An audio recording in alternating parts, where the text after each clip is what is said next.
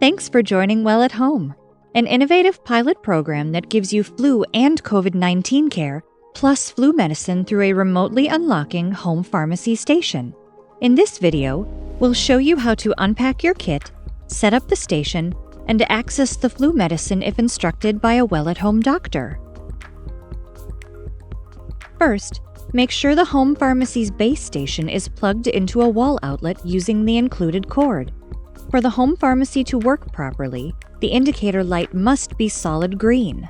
If the green indicator light keeps flashing and does not turn solid green within 2 minutes, or if you don't see any indicator lights, refer to the Using Your Home Pharmacy instructions included in your kit for help. During the program, if a Well at Home doctor thinks you should take Tamiflu, the doctor will unlock the blue Tamiflu container so you can start taking your medicine. The doctor will guide you over the phone to place the blue container on top of the base station. Within about 60 seconds, the blue indicator light will flash and the metal pin will pop up as the container unlocks. Keep the empty container and return it at the end of the program. Feel free to keep your home pharmacy station plugged in throughout the program.